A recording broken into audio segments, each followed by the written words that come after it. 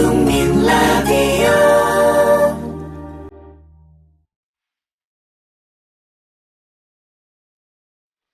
예비군 민방위 훈련장 같은 안보 특강은 가라.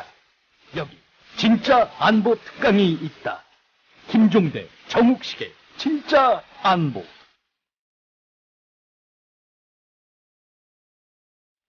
네, 청취자 여러분들 안녕하십니까? 김종대, 정욱식의 진짜 안보 4월 1일 만우절 방송 힘차게 시작하겠습니다. 저는 진행을 맡고 있는 평화네트워크의 정욱식이고요. 오늘도 변함없이 잘 안 보이는 안보를 잘 보이게 해주시는 우리 안보계의 천리안 김종대 편집장 함께하고 계십니다. 갈수록 소개 멘트가 화려해지네. 이게 네. 들으시는 분들 제가 미리 시킨 거 아닙니다. 네. 예. 뭐 틀린 얘기는 없는 것 같아요. 그럼요. 예. 네, 해깃발에서 안보계의 신, 이제 천리안까지 계속 좀 이제 지금 계속 구국의, 진급하고 계세요. 구국의 귀싸대기 뭐 해서. 네. 안녕하세요. 김정대입니다. 네. 오늘이 만우절인데, 네. 오늘 방송이 좀 만우절 같아요.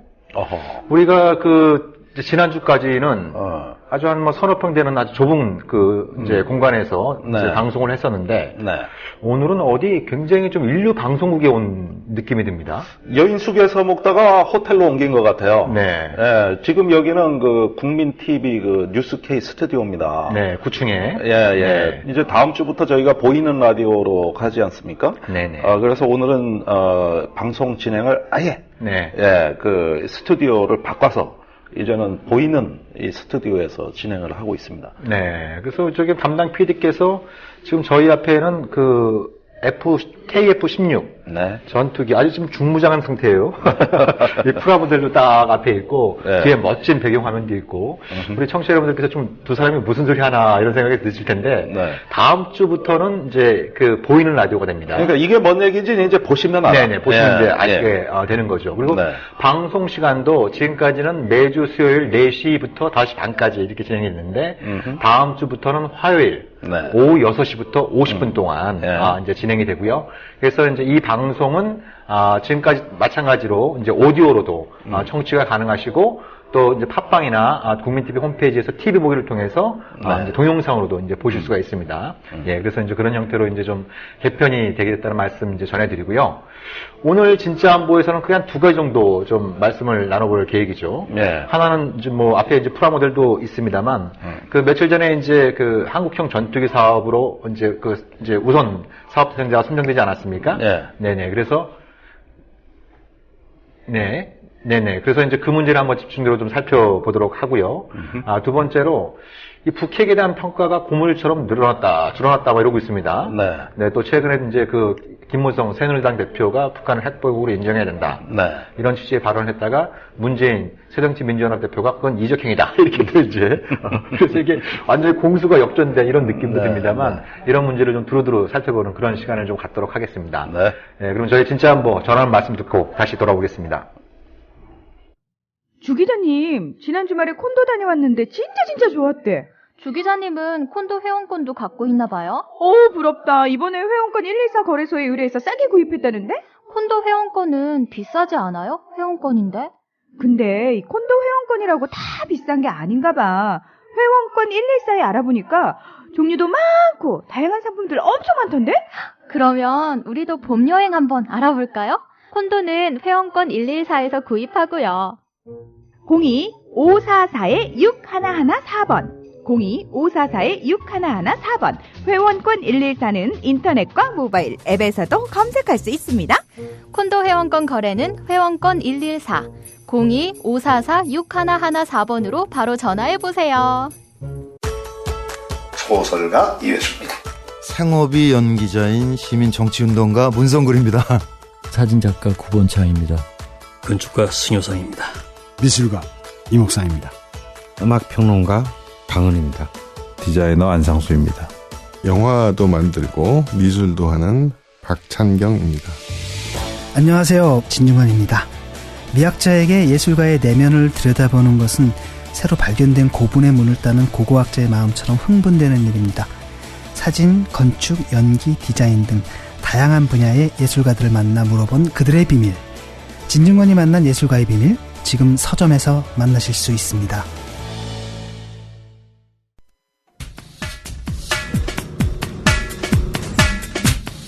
안녕하세요. 주간브리핑 하이파이브의 김민지입니다. 먼저 첫 번째 소식입니다. 지난 26일 대전 국립현충원에서는 천안함 용사 5주기 추모식이 열렸습니다. 그러나 천안함과 함께 침몰한 남북관계 역시 좀처럼 돌파구를 찾지 못하는 모습입니다. 전문가들 사이에선 5년이 지난 만큼 북한의 사과와 경제제재 조치의 분리 대응이 필요하다는 대안도 제시되고 있습니다. 북한의 사과는 그것대로 끝까지 요구하되 오이사 조치의 대북 제재 내용은 남북관계 등을 고려해 전향적으로 풀어가자는 것입니다. 김창수 코리아연구원 연구실장은 무엇보다 박근혜 대통령의 전략적 결단이 필요하다며 낮은 하선 프로젝트 참여 같은 선례를 만들어가면 오이사 조치를 극복할 수 있을 것이라고 말했습니다. 다음 소식입니다. 북한이 우리 국민 2명을 국정원 간첩 혐의로 체포했다고 밝혔습니다. 체포된 인물들이 국정원 요원에게 북한 정보를 수집해주거나 북한 체제를 비방하는 활동을 했다고도 주장했습니다. 통일부는 체포된 2명이 우리 국민이라고 확인했으나 북한의 주장은 터무니없는 것이라고 일축했습니다. 또한 2사람의 지체 없는 석방과 송환을 요구했지만 북한은 이런 내용을 담은 정보의 통지문 수령조차 거부했습니다. 이로써 북한에 억류된 한국 국민은 모두 3명으로 늘어났습니다. 억류 상황이 장기화할 경우 가뜩이나 얼어붙은 남북관계에 상당한 부담 요인이 될 것으로 보입니다. 다음 소식입니다. 방위사업청은 한국형 전투기 KF-X 개발 사업의 우선 협상 대상자로 한국항공우주산업 카이를 선정했다고 밝혔습니다. KF-X 사업은 현재 공군 주력기인 F-16보다 탑재되는 레이더나 전자장비 등이 더 우수한 미들급 전투기 120대를 국내 개발로 양산하는 사업입니다. 해당 사업은 18조 원에 이르는 막대한 예산 투입으로 시작 전부터 큰 관심을 모았습니다. 양산이 시작되는 시점은 10년 뒤인 2025년 11월로 2032년엔 실전 배치까지 마치는 것을 목표로 하고 있습니다. 최근 방위사업 비리로 무수한 별들이 사법 처리된 바 있는 만큼 해당 사업은 어떨지 지켜봐야겠습니다. 마지막 소식입니다.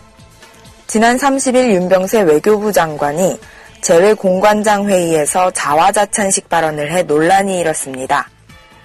윤 장관은 한국이 사드 배치 이슈와 아시아 인프라 투자은행 가입을 놓고 미국과 중국 양측으로부터 러브콜을 받은 것이라고 규정했습니다. 이것은 축복이라고도 덧붙였습니다. 정치권에선 윤 장관의 발언이 무기력한 외교를 합리화한 인식이란 비판이 잇따랐습니다. 정병국 새누리당 의원은 다음날 윤 장관을 향해 자가당착에 빠진 우물한 개구리격이라고 비난했습니다. 전략적 모호성이 우리에게 가져다 준 것은 무소신 편승외교라는 비판뿐이라고도 덧붙였습니다. 이상 주간브리핑 하이파이브의 김민지였습니다. 네, 진짜 한보 1부 시작하도록 하겠습니다. 자, 며칠 전에 이제 그동안 말도 많고 탈도 많았던 한국형 전투기 사업. 네. KF-X라 그러죠. 그렇죠. 그래서 이제 그 우선 협상 대상자가 결정되었습니다. 네. 한국 항공우주산업, 보통 줄여서 이제 카이라고 얘기를 하는데, 여기가 이제 대한항공을 누르고, 예. 사업 대상자로 이제 선정이 됐는데요. 그렇죠. 우리 편집장님께서 보시기에는 카이가 대한항공을 누를 수 있었던 비결, 이 카이가 선정된 배경, 이런 또 뒷얘기에 또 강하시지 않습니까? 저는 항상 후벼 파는 사람이잖아요. 그러니까요. 네. 정문으로 다니는 사람이 아니라 개구멍으로 다니는 사람이거든, 내가. 그러면은, 이것이 어떻게 된 야로냐. 네네. 이게 내막이 뭐냐를 또 알아봐야 될 거 아니에요. 네. 이렇게 큰 돈이 움직이는 국책 그렇죠. 사업인데, 우선 이 한국형 전투기 사업이 뭔지를 말씀드려야 되겠습니다. 우리나라는 모든 날아다니는 무기를 사올 때 여태까지 주로 미국 제품을 사왔습니다. 그렇죠. F4, 팬텀, 네. F5 제공호, 네. 그 다음에 KF-16, 네. 그 다음에 F-15K. 네. 자, 전부 미국의 록히드 마틴과 보잉사 두 개 회사 제품입니다. 네. 그 다음에 또 미래 차기 전투기로 F-35 전투기를 선정한 그렇죠. 상황입니다. 네. 이건 또 록히드 마틴 마틴. 제품이에요. 네. 자, 이렇게 이제 오랫동안 미국 전투기에 종속된 나라로서 어떤 전혀 기술적인 자립이 되지 않고 네. 계속 미국 전투기를 사와야 되는 운명에서 한번 탈피해보자고 얘기했던 건 박정희 대통령입니다. 예, 벌써- 그때 한국형 전투기 개념이 예, 나온 예. 거예요. 예, 벌써 40년이나 된 얘기. 40년이 됐죠. 네. 그런데 그걸 뭘 좀 해보려고 하면 미국의 집요한 방해를 받았어요. 네.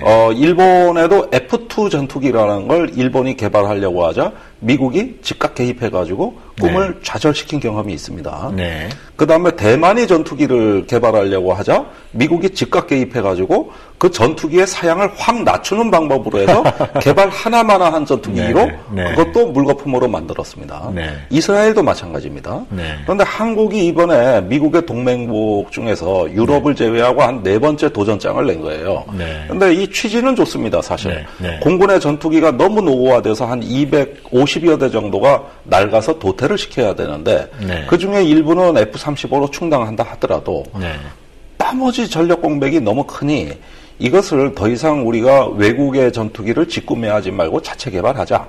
이 얘기를 박정희 대통령 했다가 미국에 혼나고 접었고 네. 그랬다가 노태우 대통령 때 또 이 얘기를 꺼내서 1990년대까지 한국형 전투기를 개발하려고 했다가 네. 또 역시 물거품이 됐고 근데 그때 많이 들었던 얘기가 TV 방송에서 많이 나왔던 게 최초의 국산 전투기 뭐 제공호 이런 얘기들 많이 나오지 않았습니까? 그 방위성근기. 네. 예, 우리가 조립을 했어요. 네. 국산 전투기가 아니고 네. 우리가 조립 생산을 그 갖다 안에 있는 부품들은 다 그 미국산이고, 네, 미국산이고. 결국은 이제 그걸 수입해서 이제 조립만 한. 뭐 그런 그것도 상황이니까. 국산인 전투기라고 우긴다면 저는 할 말이 없어요. 저희 학교 다닐 때 그 얘기를 워낙 많이 들어가지고요. 예, 우리가 예. 개발한 전투기 아닙니다. 네네. 우리가 조립한 전투기예요. 조립한 전투기다. 그게 바로 대한항공이 한 겁니다. 네. 예. 그 다음에 항공산업 명맥이 끊깁니다. 네. 그래서 오랫동안 공백으로 있었어요.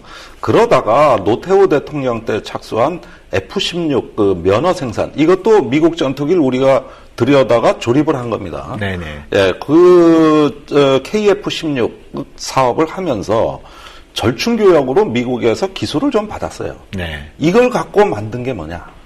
T-50 고등훈련기입니다. 네네. 자, 그러니까 이게 정말 한미가 합작해서 최초로 개발한 항공기예요. 네. 예. 그러면은 플랫폼은 나온 겁니다. T-50이라는 그 연습기, 훈련기에다가 이제 앞으로 어떻게 좋은 컴퓨터를 싣고 무장을 얹어서 이 훈련기를 전투기로 바꾸느냐예요. 네네. 이건 사실 새로 개발하는 것과 마찬가지예요. 그런 플랫폼이 있다 하더라도. 네. 근데 지금 T-50을 지금 공격기로 지금 FA-50. 예, 예. 네. 그래서 수출도 하고 있습니다. 네네. 그건 뭐냐면 경공격이라는 거 말 그대로 기총사격 정도 할 수 있는 그건 문제가 안 돼. 이건 네네. 다시 개발할 필요가 없어요. 네. 그러나 이 고등훈련기라는 플랫폼의 또 그 경험을 전투기 F-50으로 전환한다. 이 뜻은 뭐냐 하면은 네. 항공무장, 비행제어, 항공전자 네. 이런 어떤 새로운 기술이 추가가 될 뿐만 아니라 형상 자체가 바뀌는 걸 의미하는 겁니다. 네. 완전히 새로운 거예요. 이건 네. 개발 사업이거든요. 네. 이게 바로 한국형 전투기 사업입니다. 네. 이 KF-X라고 불리는 거예요. 네. 그래서 이걸 언제 추진하느냐. 이제 훈련기 만드는 것도 그 오랜 세월을 걸려서 이제 겨우 만들었는데 언제 전투기를 만드냐. 그래서 오늘 내일 하다가 최근에 박근혜 정부가 두 개 업체가 제안서를 냈습니다. 대한항공하고 카이. 한국우주항공 카이가. 네. 그래서 칼 대 카이 싸움이에요. 네네. 예. 이니셜도 비슷하네요. 이니셜도 비슷해. 쓴 거 보면 철자도 비슷해. 헷갈릴 수도 있겠네요, 우리 진짜. 헷갈려요. 네. 예. 그런데 구별 잘 하셔야 돼요. 네. 그런데 재계 9위권인 대한항공이 우리나라 T-50을 생산해서 누가 보더라도 체계종합업체는 카이밖에 없었는데 네. 돌연 칼이 뛰어들어가지고 네. 도전장을 내민 겁니다. 네. 이때가 작년 12월이에요. 그래서 올해 2월 달에 두 업체가 공히 제안서를 내놓은 겁니다.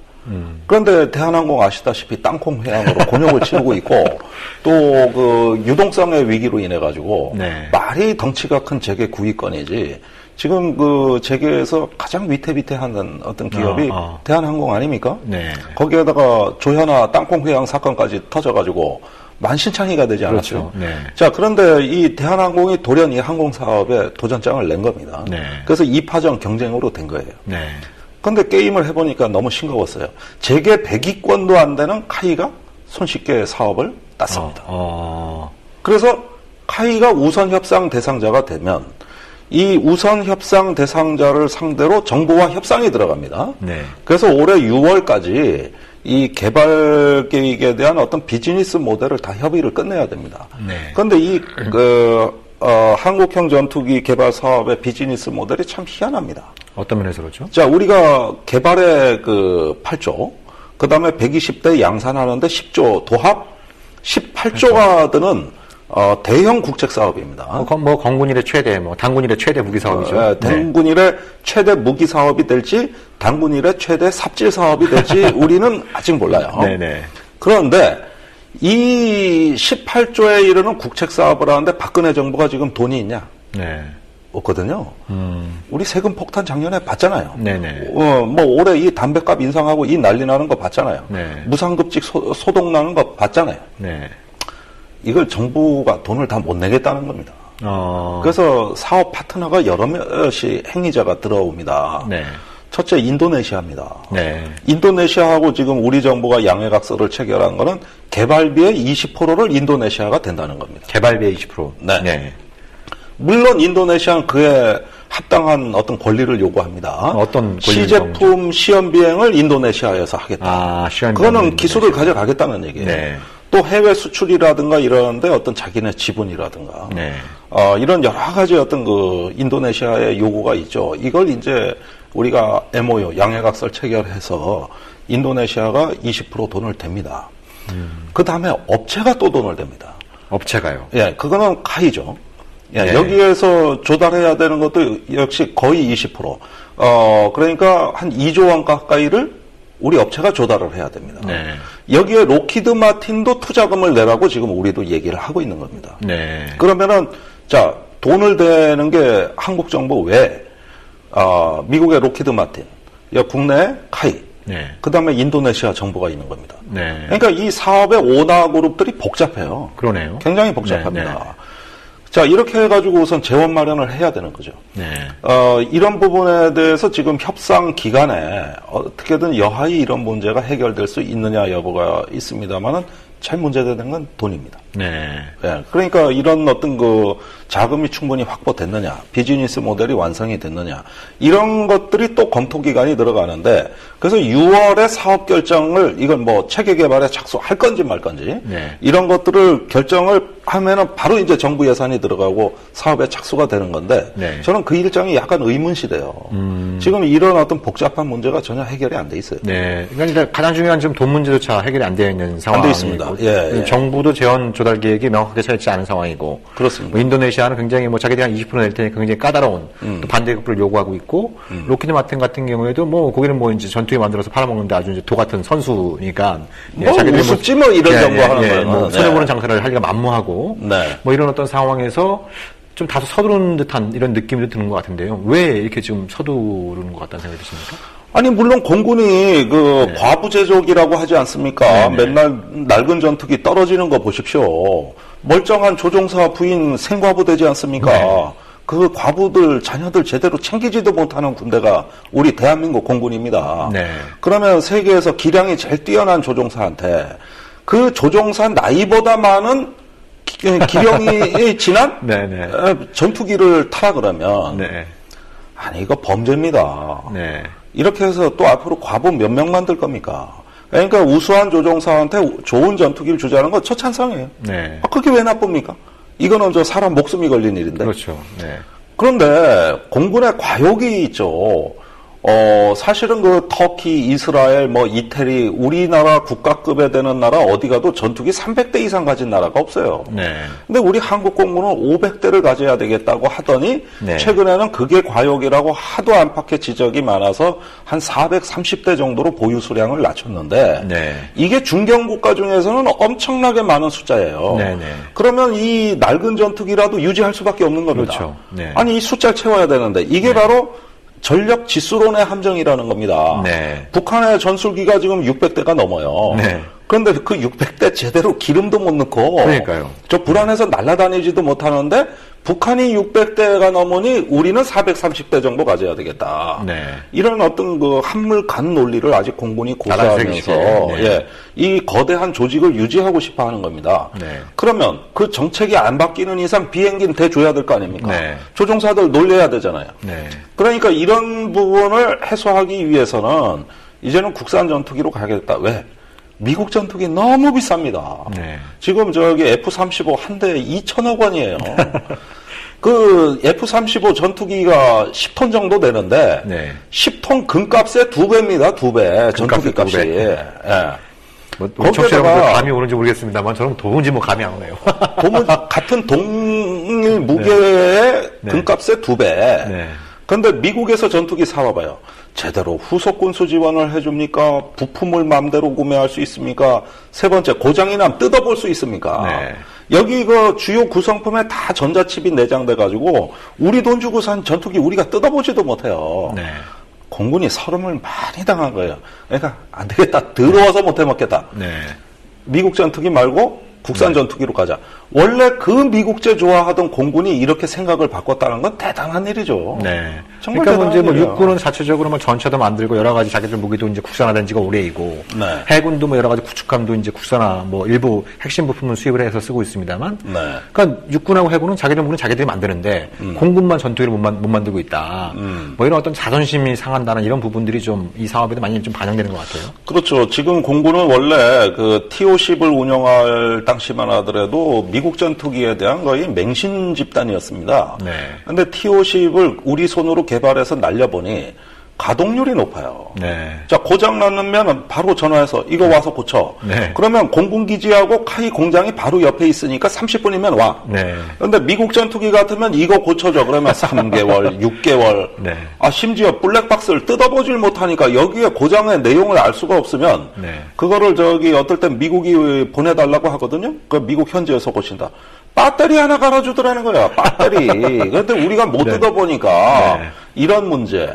그 다음에 저기 그 생산 라인을 국내에 유지하고 있으면 부품 조달이 원활합니다. 네. 그런데 미국이 우리한테 준 전투기는 생산 라인 그냥 폐쇄시켜버리는 전투기 많잖아요. F-16, 네. F-15. 네. 그러면은 부품값이 천정부지로 뜁니다. 네. 이런 부분 때문에 미국에서 전투기를 구매한 거는 세계 최고 성능의 고성능 전투기에 국한하고 네. 이걸 이제 하이급 전투기라고 합니다. 네. 그다음에 미디엄급이나 로우급이 있어요. 네. 이건 이제 중저 성능의 임무를 수행하는 이런 정도의 전투기는 국산화하는 게 좋지 않을까? 네. 이렇게 공군 생각이 좀 바뀐 겁니다. 이런 네. 지가 오래 안 돼요. 네. 그러니까 KF-X 사업을 해보자 이겁니다. 지금 네. 공군이. 네. 네. 어려운 도전장을 냈죠. 네. 그런데 지금 방금 말씀드린 대로 그런 취지 자체는 좋다 이게요. 네.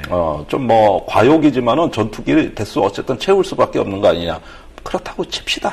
그렇다고 이해를 합시다. 네. 그런데 돈이 있냐? 둘째, 기술이 있냐? 네. 이 기술을 어디서 주냐? 미국이 줘야 됩니다. 그러니까 우리나라는 유럽하고 협력을 안 해요. 그러니까 100을 기준으로 한다면요. 뭐 아직 이제 이 KF 사업은 지금 뭐 착수도 사실상 뭐 하지 않은 상태고 네. 이제 며칠 전에 이제 그 우선 협상 대상자를 선정한 상황이니까 네. 이 사업의 정확한 내용은 알 수 없겠습니다만 대강 그 100을 기준으로 한다면 미국의 로키드 마틴사로부터 받아야 되는 기술 비중이 어느 정도 좀 된다고 추정을 할 수 있는 겁니다. 자, 일반 기술은 우리가 국산화도 많이 돼 있고 네. TO-10과 KF-16 조립 생산에 대한 경험이 축적돼 있습니다. 네. 사실 제 기억으로는 1990년대 그 초반만 하더라도요. 그 우리 비행기 조립도 못하던 시절입니다. 이게 그 카이가 처음 F-16을 조립하는데 네. 나사목 박는 기술만 터득하는데 3년 걸렸습니다. 비행기는 용접이 네. 없잖아요. 그렇죠. 다 조립입니다. 네, 네. 그런데 비행기는 공면이라고 네. 평면이 아니라 주로 이렇게 유연한 공면이라고 네. 그 공면에 직각으로 나사 박는 기술이 얼마나 어려운지 아십니까? 이게 조금 삐뚤어 박히면 어떻게 돼? 직각이 아니라 그 조립된 부위에 힘이 약할 거 아닙니까? 네. 떨어져 나간단 말이에요. 네. 이런 거 하나부터 해가지고 어깨 넘어 배워서 이제 겨우 조립 기술 확보한다라고 그런 네. 점에서 이제 체계가 그렇게 종합이 되는 어떤 일반적인 기술을 획득한 나라라고 볼 수 있는데 네. 그게 문제가 아니라 문제는 핵심 기술이에요. 네. 핵심 기술이라는 건 지금 우리가 이 KF 사업에서 가장 쳐주는 건 뭐냐면은 첫째 SRA다. 전자식 능동식 레이더 기술이 있느냐. 네, 네. 두 번째 적외선 탐지 기술이 있느냐. 이게 네. 중요한 센서 아닙니까? 그렇죠. 표적을 찾아야 네. 되고. 그래서 타켓 이 표적 그 처리 하는 이런 전자전 기술이 있느냐. 네. 세 번째, 이런 어떤 구성품, 주요 구성품들이 전투기는 내부에 신경 회로망처럼 굉장히 복잡한 어떤 케이블이 연결돼 있잖아요. 네. 제가 유로파이터 경우에 보니까 연결되는 케이블 커넥터가 7만 개예요. 7만 개예요. 예. 이래서 좀 비싼 겁니다. 네. 그러면은 이런 구성품들을 다 종합을 해주는 어떤 체계 통합 기술이 있어야 되는 것이고. 네. 자, 보십시오. 비행제어, 전자전, 그 다음에 체계 통합 기술, 이런 것들이 전투기에 다 들어가야 되는데, 이런 어떤 소프트웨어 기능이 전투기 가격의 70%를 차지하고, 네. 이제는 더 첨단으로 가면 90%까지 차지합니다. 네. 그러면 이걸 핵심 기술이라고 얘기하는 거거든요. 네. 더군다나, 이 KF-X는 스텔스 기능까지 넣겠다는 거야. 네, 네. 그러니까, 뭐냐 하면은 그런 스텔스 기술이 핵심 중에 핵심. 네. 과연 우리 확보돼 있냐는 네. 이렇게 보면은 핵심 기술 영역으로 재분류하게 되면은 우리가 80%는 갖고 있질 못합니다. 아, 80%나 됩니까? 예, 이전 받아야 돼요. 한국형 전투기 사업이라고 좀 부르기가 좀 민망한 이런 상황이긴 합니다만. 네, 그건 아니죠. 그러니까 가장 핵심이 되는 어떤 부가가치가 높은 기술 네. 이런 것들은 대부분 파트너라고 할 수 있는 한국 항공의 파트너는 미국의 로키드 마틴이에요. 예, 로키드 마틴 측에서 받아야 되는 겁니다. 그러니까 여기서 제기되는 문제가 로키드 마틴이 과연 순순히 그런 기술을 이전해 줄 것이냐 문제가 있고, 네. 또 이제 이건 또 이제 이 민감한 기술 같은 경우는 미국 의회의 승인을 받아야 되지 않습니까? 그렇죠. 네네. 그럼 미국 의회가 이것도 순순히 승인을 해줄 것이냐? 네. 이런 또 문제가 남거든요. 이건 또 어떻게 보십니까? 자, 로키드 마틴은 F-35를 팔고 네. 또 언젠간 사드를 팔아먹을지도 모르는 기업이기 때문에 기술을 주고 싶어 합니다. 네. 적극적으로 네. 돈도 내겠다. 네. 기술도 주겠다. 네. 왜?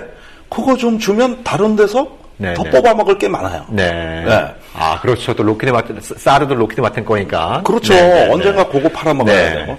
자, 이렇게 로키드 마틴은 어떤 한국에서 거의 황제 기업이나 마찬가지예요. 네. 그런 만큼 뽑아먹을 게 많거든요. 네. 그런데 기술 왜 안 주겠어요? 네. 이걸 가로막고 있는 건 미국 정부예요. 네. 그런데 로키드 마틴이 우리한테 설명하는 것은 우리는 주고 싶으나 미국 정부가 허락하잖아요. 정부와 의회가 이게 엑스퍼트 라이센스라고 해서 EL이라고 하는 건데 수출 허가라 제도라는 게 있어요. 이걸 EL이라고 하는데 미국이 이해를 안 내준다 이거예요. 그러면은 이 협상은 카이와 로키드 간의 협상의 내용이 아니고 우리 국방부와 미국 국방부의 협상 의제입니다. 그러네요. 그러니까 네. 양국의 장관 회담의 의제로 이것이 올라가야 되는 거예요. 네. 그런데 지금 국방부에는 이걸 전담하는 사업 조직이 없습니다. 없어요. 이게 무려 20조 원이 들어가는 사업인데 국방부에 그런 전담 조직이 또 없습니까? 남의 얘기예요. 과거에 TOC 개발할 때는 전담 사업팀이 있었어요. 네. 근데 지금은 없다고.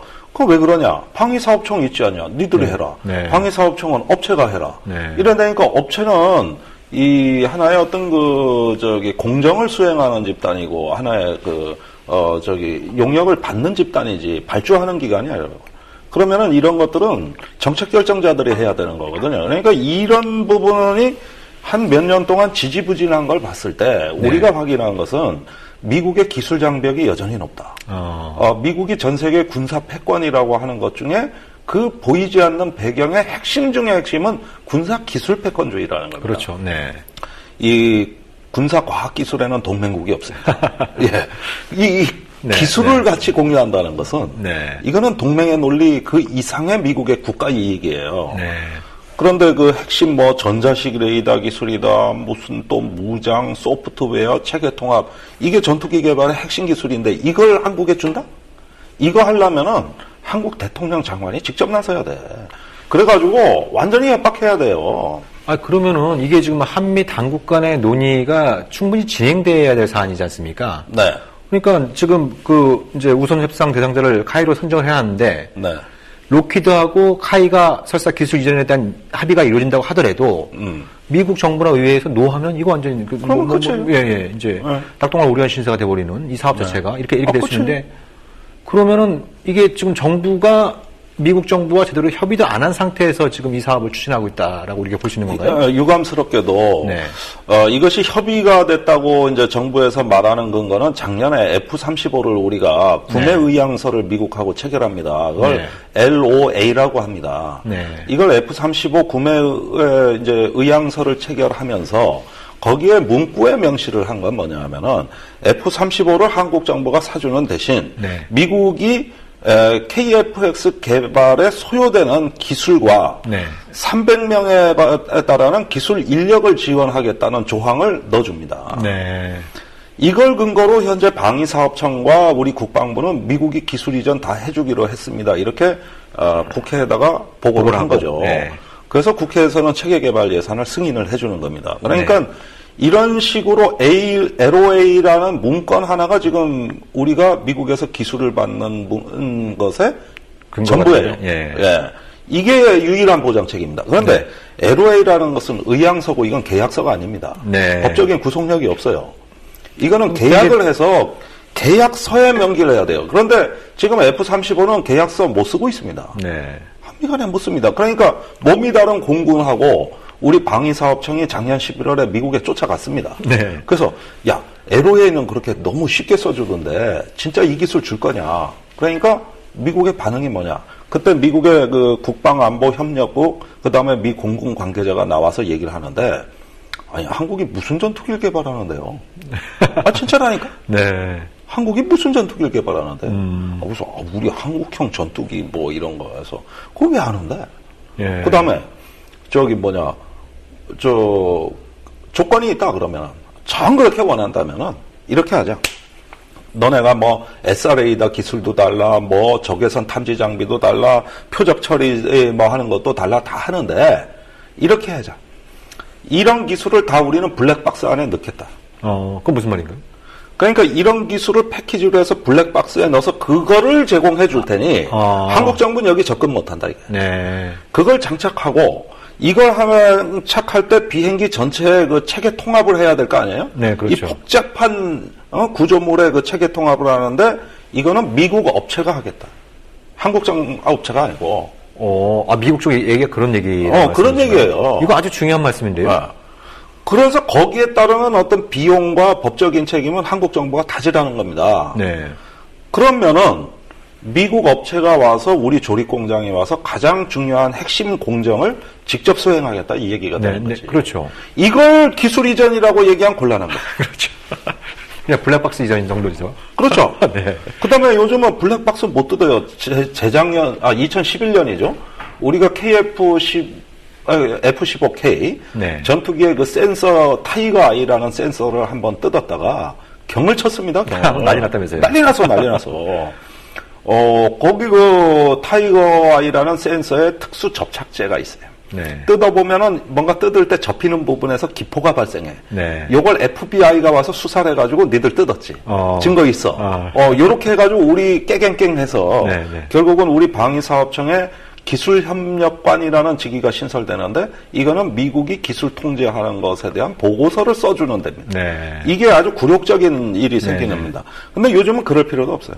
전자칩이 내장돼가지고 뜯으면은 미국에서 실시간으로 알아. 바로 알아. 즉각 쫓아.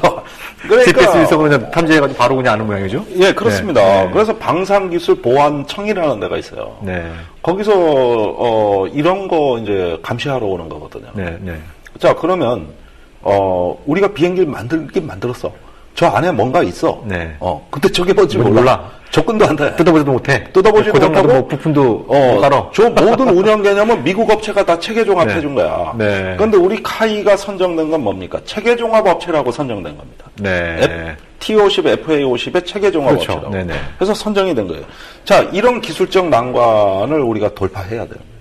근데 여기서도 제기되는 문제가 이게 뭐 전투기 사업, 이게 뭐 이제 해외에서 구매를 하든 독자적으로 개발을 하든 항상 불거지는 문제가 왜 미국한테 이렇게 이제 안 입고 온 것들이 많은데, 이 손해보는 것도 많은데, 다른 나라들 같은 경우에 화끈하게 뭐 기술 이전도 해주고 싼 값에 주겠다, 이런 업체들 많지 않습니까? 유럽이 주로 그렇죠. 유럽에서는 주로 이제 많이 그런데, 이번에도 왜 그 유럽 업체들은 여기 뭐 이제 포함이 안 되고 또 로키드 마틴이 된 건지 이것도 뭐 미국의 그것은 저기 FX 사업 그 F-35를 선정한 재작년에 3차 FX 사업 그 기종 결정 시에 네. 유럽이 우리한테 던져준 당근은 네. 기술을 주겠다. 그렇죠. KF-X 기술을 주겠다. 네. 그 다음에 KF-X 개발할 때 자금을 투자해주겠다. 1조 원은 현찰로 주겠다. 네네. 이런 좋은 조건으로 들어왔죠. 네네. 그런데 그것은 유로파이터라는 전투기를 사주는 조건이었어요. 그렇죠. 네. 근데 안 사줬거든. 네. 그러고 나서 떨어지고 나서 기술 달라 그랬는데 안 되죠. 그런데 대한항공이 그때 이걸 포착하고 작년 12월에 우선 첫 번째로 미국의 보잉사를 조양호 회장이 직접 날아가서 네. KF-X 사업하자. 네. 대한항공이 보잉사 여객기 얼마나 많이 사줍니까? 아주 A급 고객이거든요. 네. 그렇죠. 네. 그런데 그 A급 고객에 보잉사가 면전에서 거절했어요. 말도 안 되는 소리 하지 마라. 네. 그래가지고 미넨으로 다시 날아갑니다. 네. 거기서 유럽의 에어버스사 부사장을 네. 만났습니다. 피터 마우스라는 부사장을 만나서 네. 조양호 회장이 또 사정을 합니다. 네. FX 때 좋은 조건 그거 우리하고 좀 하자. 네. 그러니까 무슨 소리야? 유로파이터 떨어졌는데. 그래서 그 조양호 회장이 12월에 귀국한 뒤에 네. 그 피터 마우스 부회장 주관으로 에어버스 EADS 관계자들이 회의를 합니다. 네. 야, 한국이 무슨 전투기를 개발한댄다? 네. 그러니까 좀 돈을 내고 기술을 달라는데 어떻게 생각하냐? 그런데 그 불란서 부회장이 있었거든요. 네. 그 라팔 개발하는데 얼마 들었어요? 그러니까 이 사람 얘기가 개발에 80조, 양산 200대 하는데 20조 해가지고 200대 좀 넘게 만드는데 1,000억 불 썼습니다. 1,000억 불. 100조 원이 넘는 100조 원이 넘습니다. 네. 그러니까 네.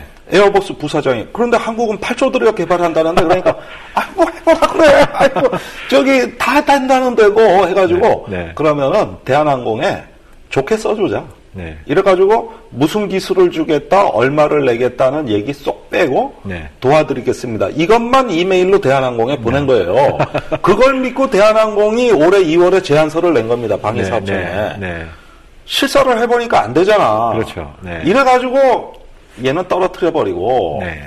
카이는 저 로키드 마틴이 그 파트너 사니까 여기도 개판인 거 맞지만 네. 그래도 F-35 프로그램이 있으니 카이가 선정될 수밖에 없는 거예요. 네.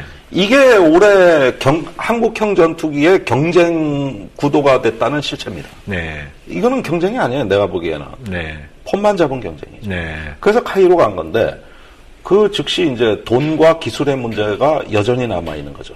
네. 그러니까 저 콧대 높은 미국을 꺾으려면은 여차하면 F-35 안 사줄 수도 있다고 지금 배짱으로 나가도 들뚱말뚱해요. 네. 그런데 저 좋은 전투기는 그냥 가서 엎드려 절을 하고 모셔오고 있는 판에 미국이 기술을 왜 줍니까? 네. 한국같이 이런 호갱한테? 그러니까요. 이런 봉한테 미쳤어? 왜 기술을 줘? 네. 뭔가 땡기는 게 있어야 협상 레버리지가 있어야 될 듯 말 듯한데 네. 무슨 사드 도입 못해서 환장을 했지. 기다리면 사드 사줄 건데. 네. 가만히 있으면 기다리면 F-35 사줄 건데. 기다리면 뭐 P-3C 해상 초계기 그것도 로키드 사건 아닙니까? 네. 이거 있어야 북한 잠수함 위협도 한두 번 들썩들썩 사줄 건데. 네. 내가 왜 쟤들한테 사정에서 기술을 줘? 네. 미쳤어요? 아니 배짱으로 튕겨도 저절로 다 되는 나라에 왜 돈을 들여 그 비싼 기술을 줘요? 네. 말도 안 되는 소리 하지 마세요. 그러니까 완전히 주객이 전도된 상황이네요. 그러니까 돈 주고 사는 죄인입니다. 한국 정부가. 아니 무슨 우리가 미국에 월마트 가면 A급 고객이라 그러면 어떻게 대접해 줍니까? VIP실로 모이시고. 그렇죠. 매니저가 나와서 불편한 상황도 물어보고, 자기 재량으로 이제 물건값도 깎아주기도 하고. 그렇다니까. 그러거든요. 근데 우린 돈 싸질머지고 가가지고 사주고 계약서 써주고 그 다음에 전투기 좀 만들어야 되겠는데 그러는데 아니 작년에 미 공군에서 나온 대표자가 전혀 모르는 일이라든지 한국이 무슨 전투기 만드는데 이래버리니. 네. 물론 그때는 한국형 전투기의 형상이 뭘로 가느냐 논란이 있어서 그걸 핑계로 해서 무슨 전투기 한국이 만드는지 그거부터 따지고 그러자. 네. 이렇게 말을 막고 나선 거예요. 네. 그렇지만 지금은 형상 결정도 다 끝났죠. 그리고 또 한국형 전투기 만들겠다는 것 자체는 미국의 국익에 반하는 거 아닙니까? 네. 그러면 이걸 동맹의 논리로 돌파할 수 있다?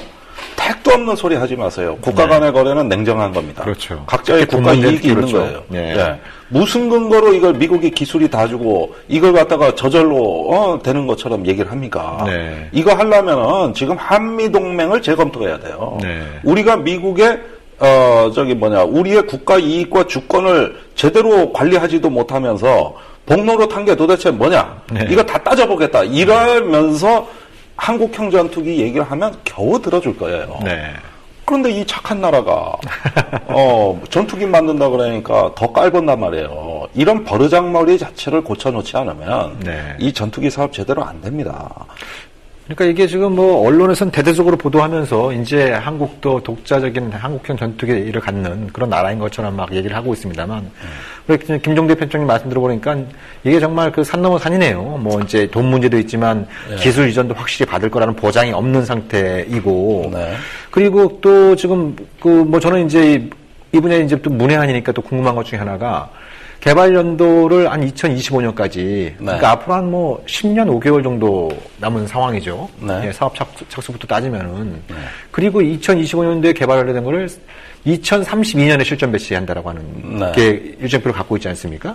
2032년에 이 한국형 전투기를 몰 조종사 지금 초등학교 막 들어가는 시점이에요. 그렇게 되겠죠. 완전히 우리 세대가 아니라 미래 세대를 위한 전투기죠. 거의 20년 가까이 지나서야 이게 이제 세상에 등장한다라고 하는 계획인데 이게 전투기 개발이 이렇게 오래 걸리는 사업인가요? 기본적으로? 이것도 짧게 잡은 거예요. 이것도 짧게 잡은 거죠. 저희가 우려하는 것은 이런 사업이 통상 추진될 때 사업 기간과 비용의 증가입니다. 네, 그러니까요.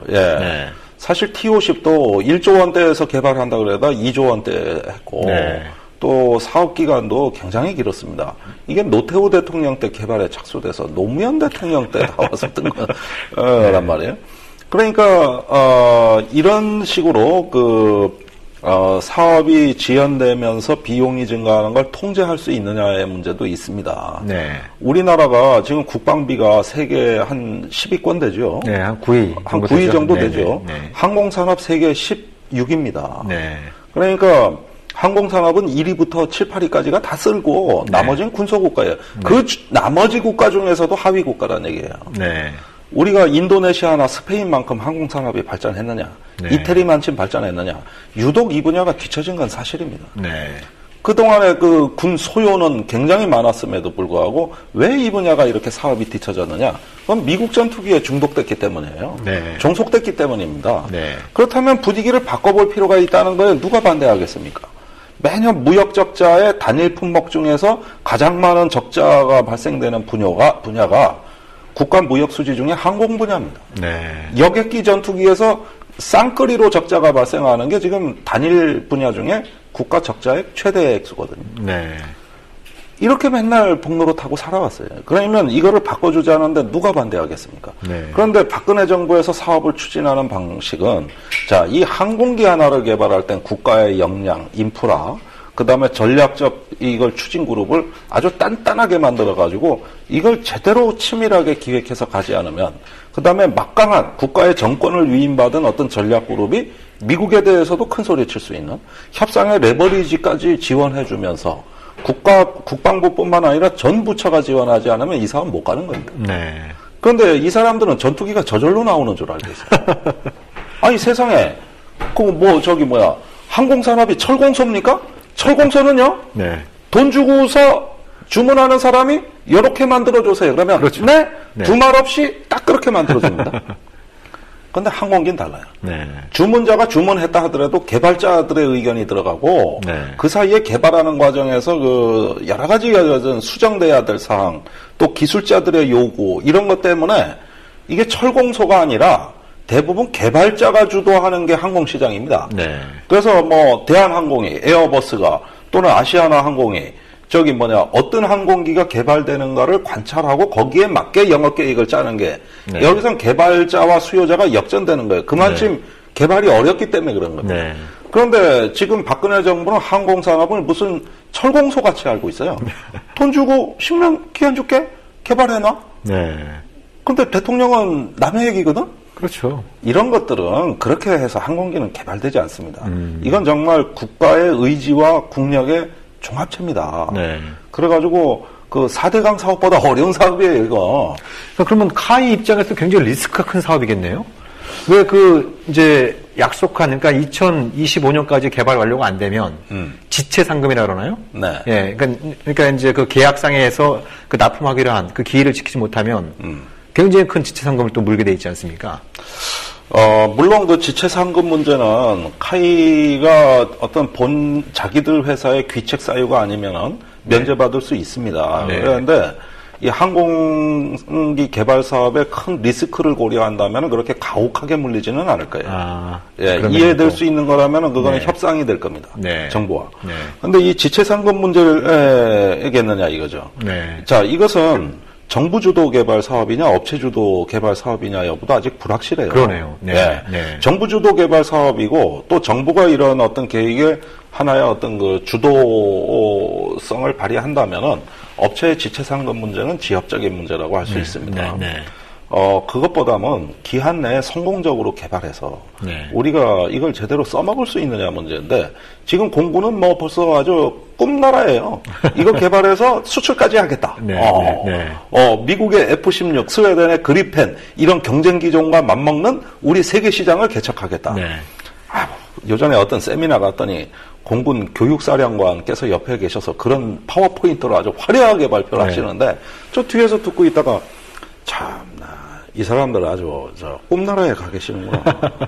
저렇게 할 생각이 있다면 지금부터 경제당국, 청와대 그러면서 외국 기업 설득하면서 이런 어떤 그 준비를 할 수 있는 그런 어떤 노력부터 더 기울이시고 얘기를 하셔라. 그렇게 아무렇게나 되지 않을 것이다. 그래서 제가 좀 고춧가루 뿌리는 얘기를 했어요. 굉장히 큰 세미나에서. 저한테 좀 너무하는 거 아니냐, 야속하다, 이렇게 얘기를 하는데, 이런 거는 현실입니다. 우리가 국가가 항공기를 개발한다, 이런 문제에 대해서, 이걸 무슨 철공소에 물건 주문하듯이 이렇게 정책 당국의 어떤 관료 집단들이 사고하는 한 한국형 전투기의 앞날은 없다. 그럴 바에는 그냥 외국 전투기 빌려다 쓰는 게 낫다. 리스해서 써라, 리스해서.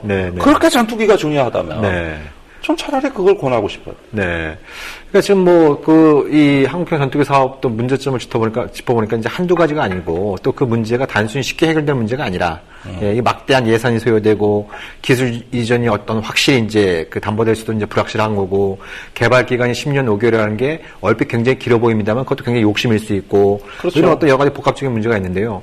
또 최근 이제 또 방산비리 문제가 굉장히 또 그 언론 신문에 많이 나오고 있고 우리가 이제 지난주 방송에도 다뤘습니다만 이게 파이가 큰 사업이니까 이게 또 이제 비리가 끼어들 여지가 있지 않느냐. 비리는 또 예방의 최선이지 않습니까? 이런 어떤 거대 이제 전투기 사업에서 우리가 좀 미리 점검해야 될 비리의 어떤 가능성이랄까요? 이런 부분들 좀 우리가 어떤 부분들을 좀 주목을 해야 될까요? 아니, 국책 사업을 관리함에 있어가지고 어떤 그 부정이나 비효율이 스며들지 않도록 여러 가지 어떤 그 조치를 해야 됩니다. 그런데, 저는 어떤 우리나라에서 무슨 사업을 한다 그럴 때 이제 믿을 수가 없는 것이에요. 그러니까요. 전부 조직의 이해관계를 하나씩 끼고 들어온다 이겁니다. 자, 지금 국방과학연구소는 그 전자식 레이더 지들이 개발하겠다고 지금 끼어들고 있는데 앞으로 5년 안에, 7년 안에, 8년 안에 개발해서 하겠다. 그래서 자기들 연구소 참여시켜달라고 그러는데 전자식 레이더는 미국의 노스럽 그룹만이 27년에 걸쳐서 개발한 겁니다. 막대한 돈을 써서. 그런데 일단은 숟가락 하나 갖고 덤비는 거예요. 자, 그런 거 하면은 우리 LIG, 삼성탈레스, 대한항공 이런 식으로 해서 정부가 너도 떡 하나 먹고 너도 떡 하나 먹고 해가지고 전부 이 KFX를 사업을 4개, 5개로 막 쪼개. 지금 4개로 쪼개져 있어요. 그래서 국방과학연구소가 요거를 업체 너도 하나 먹어. 너도 하나 먹어. 그래가지고 체계종합업체는 카이인데 카이에서는 껍데기 만드는 거 외에는 알 수가 없어. 정부가 끼어들어가지고 이미 다른 업체에 하나씩 뭘 빼줬단 말이야. 이래가지고 전체가 종합이 안 돼. 그럼 이 사업의 주인이 누군지 모르는 거예요. K2 전차, 우리 흑표 전차를 개발하는데 생각해 보십시오. 전차 개발 다 했습니다. 그런데 그 파워팩이라고 그 엔진 변속기 개발이 늦어져가지고 전체 개발이 다 중단돼 있거든요. 그런데 이것을 전차를 체계 종합하는 업체는 현대 로템입니다. 근데 로템은 저 변속기가 왜 개발이 안 되는지 지금 모르고 있어요. 그거는 국방과학연구소가 네. 이건 건드리지 마. 정부 사업이야. 이래놓고 그 변속기 사업을 똑 떼가지고 네. 다른 놈 하나 주고 네. 엔진 사업 똑 떼가지고 요건 또 다른 놈 주고 네. 이래가지고 두 개 업체를 자기가 직접 관리해버리니까 체계종합하는 로템은 네. K2 전차가 왜 안 굴러가는지 이 업체 스스로 모른단 말입니다. 네. 그러니까 그 사이에 전차 기술을 터키에 수출했어요. 네. 자, 엔진 변속기만 빼고 터키가 우리 기술 받아다가 독일제 엔진 변속기 끼워가지고 지금 그 전차 쌩쌩 달리고 있습니다. 네. 네. 그러면 우리가 개발한 전차를 지금 터키가 써먹고 수출까지 안 되는 거야. 네. 이런 환장할 노릇이 어디 있습니까? 그러니까 자, 한국형 전투기 사업을 4개로 쪼갠 이유가 뭐냐? 정부가 하나씩 먹겠다는 얘기예요. 네. 업체에 못 맡기겠다는 얘기입니다. 네. 체계종합업체 이스남 하나예요. 이렇게 해서 이놈 하나 먹고 저놈 하나 먹고 그러면 전 세계 항공기를 개발하는 나라가 아니 세상에 체계종합업체가 있는데 사업을 4개 사업, 5개 사업으로 쪼개가지고 그걸 정부가 하나둘씩 나눠주는 식의 사업 개발을 한다. 전 세계에 그런 나라 있으면 나와보라 그래. 그러다가 K2 전차 어떻게 됐는가 보라고. 네. 명품 무기가 불량 무기로 바뀝니다. 네. 네. 멀쩡한 명품 전차가 아직까지 조립도 못하고 있어요. 네. 개발이 끝난 지 벌써 몇 년이 됐는데도. 그놈 파워팩 때문에. 파워팩 때문에. 그놈 나노팩 때문에. 우리가 저 여객기 타고 외국에서 이제 한국 귀국하려고 대한항공 여객기를 탔어요. 네. 승객 하나가 안 왔어. 그러면 안 온 승객은 대기자 명단에 올려서 다음 항공기를 우선 태워주면 되는 것이지. 네. 300명이 넘는 승객이 그 한 명 안 왔다고 1박 2일이고 2박 3일이고 기다려야 된다는 법입니다, 이게. 네. 못 뜨는 거야, 그 한두 네. 명 때문에. 네. 아니, 개발이 한두 개가 안 됐다고 전체 사업이 망가진다는 게 말이 됩니까? 왜 이런 일이 생길까요? 사업을 정부가 쪼개서 네. 나눠주고 나눠먹기 식으로 하는 그 재미에 붙었다가 네. 한국형 무기라는 게 전부 불량 무기로 바뀌는 겁니다. 네. 그런 사례가 군단급 무인 정찰기에서도 나오고 있고 KF-X에서도 나오고 있고 사단급 무인 정찰기에서도 나오고 있고 네. 이 연구의 관료주의들이 연구 개발 다 말아먹었어요. 한국에. 네. 한국은 무기 개발 못해요. 이런 구조에서는. 이런 관료주의 문화에서 그러니까 모든 조직이 나 하나 먹고 들어가겠다. 네. 내 거 내놔라. 이래서 국방과학연구소 끼어들죠. 항공우주연구원 끼어들죠. 또 저기 뭡니까 방위사업청이 또 통제하겠다고 공군이 또 뛰어들죠. 자 보십시오. 배가 산으로 가요. 네. 그러니까 이런 걸 제대로 하려면 조직의 이해관계의 연결고리를 완전히 끊어놓은 네. 순수 전략가 그룹들이 이 어떤 그 이익 집단들을 전부 통제해서 완전히 국가적인 어떤 전략으로 이걸 통합해주지 않으면은 그렇게 목표 관리를 안 해주면은 이런 거 맡겨놔 보십시오. 무슨 뭐 동네 개들한테 닭다리 하나 던져주면은 난리나 지들끼리 뜯어먹겠다고. 무슨 개판도 이런 개판이 있어 그래? 뭐 멀쩡한 사업이 막 어떨 때는 9개까지 쪼개지는 걸 봤어요 제가. 네. 그 왜 그런지 아십니까? 국방과학연구소의 그 부서 단위로 짜개지니까 이런 거예요. 네. 그 부서 단위로 성과급을 먹어야 되거든. 네. 그러면 사업거리가 하나씩 있어야 돼. 그렇죠. 그럼 멀쩡한 사업을 9개로 쪼갰다. 10개로 쪼갰다. 이 얘기는 뭐냐? 국방과학연구소의 감독관청의 그 부서 몫으로 다 쪼개진 거란 말입니다. 네. 이래서 불량 무기가 계속 나온 것이고 그 불량 무기를 명품 무기라고 우겨댔던 겁니다. 아니 근데 그런 문제점들이 제기된 지가 뭐 한두 해가 아니고 한두 개가 아닌데요. 뭐 그런 부분들이 제도적으로 개선될 여지는 거의 지금까지 없었던 더 건가요? 나빠지고 있어요. 뭐 국회에서 통제를 한다든지 네. 오히려 가서 더 나빠지고 있다. 더 나빠지고 있죠. 아주 형형색색의 그 보고서 꾸며가지고 각자 로비를 해대면 네. 저는 다 갈아엎어야 된다고 봐요. 네. 오늘날 우리나라보다 스웨덴이 국방비 6분의 1 씁니다. 네네. 우리보다 6배 무기 수출 많이 합니다. 네. 저 무기 수출 많이 하는 거 찬성은 안 해요. 네네. 저도 뭐 그거는 또 다른 어떤 평화적 그렇죠. 관점이라는 네네. 게 있기 때문에. 네. 근데 그 관점을 벗어나 보면 한국은 무기 수출 노래를 부르는 나라입니다. 뭐 이명박은 2020년까지 세계 7대 무기 수출국이 되겠다. G7 전략 발표했죠. 왜 안 될까? 자, 우리보다 6분의 1밖에 안 되는 스웨덴은 우리보다 6배. 그러면은 국방비의 효율성을 단순 비교해보자고. 네. 스웨덴이 우리보다 국방비의 효율성이 36배라는 얘기예요. 네네. 그렇지 않습니까? 그렇죠. 네. 왜 그랬을까? 거기는 전략적으로 하고 네. 한국은 관료적으로 하기 때문에 그런 거예요. 네. 그래서 그 차이예요.